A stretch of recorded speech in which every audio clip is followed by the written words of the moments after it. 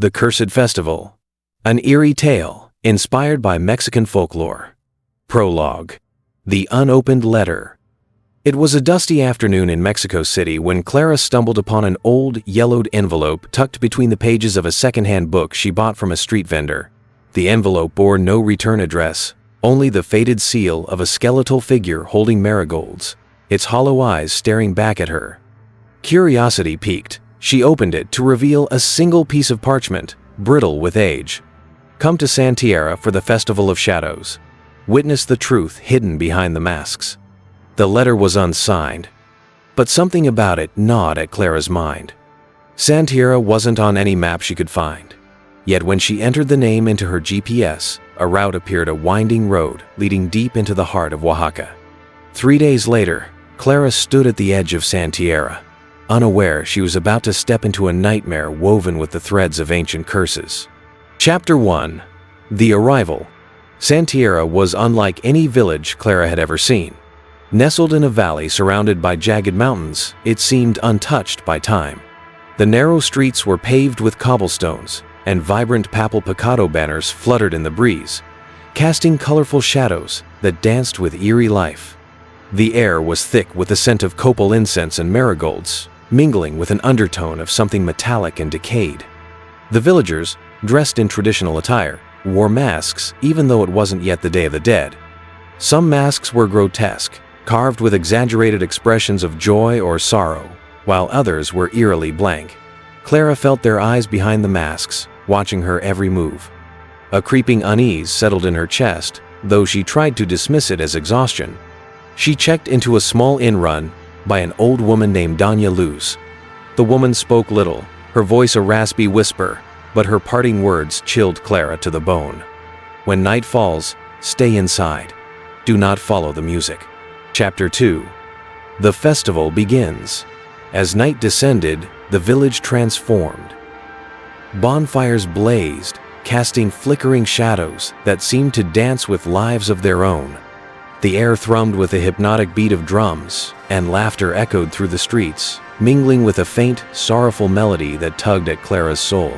The shadows seemed to stretch unnaturally, flickering like living entities. Despite Doña Luz's warning, curiosity got the better of her.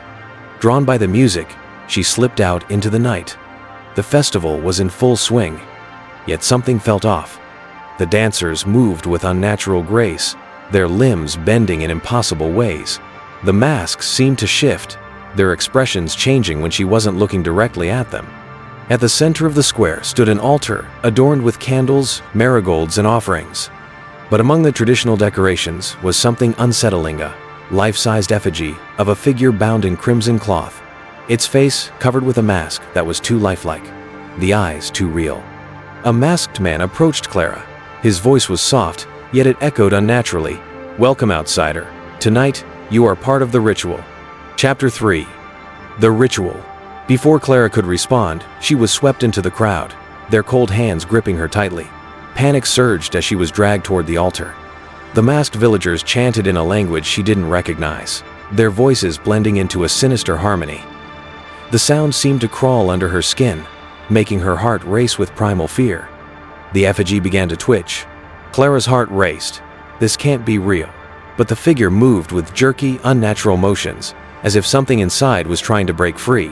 The mask fell away, revealing a face distorted with agony, eyes wide with eternal terror. Suddenly, the chanting stopped. Silence fell like a suffocating blanket. A figure stepped forward, wearing a mask of pure obsidian. His eyes glowed faintly behind it. You have been chosen, Clara. The Festival of Shadows demands a soul. Yours. Chapter 4. The Escape. Adrenaline surged. Clara fought with everything she had, breaking free from their grip. She ran through the labyrinthine streets, the masked villagers in pursuit. The village seemed to shift around her, paths changing, doors disappearing. Whispers echoed in her mind, voices speaking in tongues that scraped against her sanity. She stumbled into a small chapel, slamming the door shut behind her. The interior was dimly lit by flickering candles, their flames casting unsettling shadows on the walls. At the altar, she found a journal, its pages filled with frantic handwriting. It spoke of the Festival de la Sombrasa, cursed celebration where the villagers offered a soul to appease an ancient deity, El Oscuro, in exchange for prosperity. The chosen were never locals. They were always outsiders, lured in by mysterious invitations. The journal also revealed the origin of the curse. Centuries ago, the villagers betrayed El Oscuro after receiving his blessings, refusing further sacrifices. Enraged, he cursed them to live in perpetual fear, bound to the cycle of the festival, doomed to seek new souls to feed his hunger. Realizing she was the latest victim in a long history of sacrifices, Clara knew she had to find a way to break the curse. Chapter 5. The Confrontation.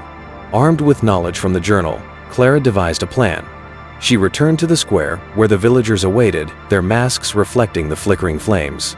Standing at the altar, she confronted the masked leader. "I know your secret. This curse ends tonight." The leader laughed, a hollow, echoing sound. "You think knowledge can save you? The shadows have already claimed you." But Clara wasn't alone. The spirits of past victims, bound to the village, rose from the shadows. Their forms were faint, but their rage was palpable. They turned on the villagers, their wails piercing the night. In the chaos, Clara set fire to the altar. The flames consumed it, spreading rapidly. The villagers screamed as their masks melted, revealing faces twisted by centuries of corruption. Chapter 6. The Aftermath. Clara awoke at dawn, lying in the ashes of what was once San Tierra. The village was gone, reduced to smoldering ruins. The masks were scattered, cracked, and lifeless. She returned to Mexico City, haunted by the memories. But sometimes, in the flicker of a candle or the shadow of a stranger's face, she saw the masks again. And she knew the curse was never truly broken. Epilogue. The New Invitation. Months later, Clara received another envelope, identical to the first. But this time, it was addressed directly to her. "Come back to San Tierra for the Festival of Shadows.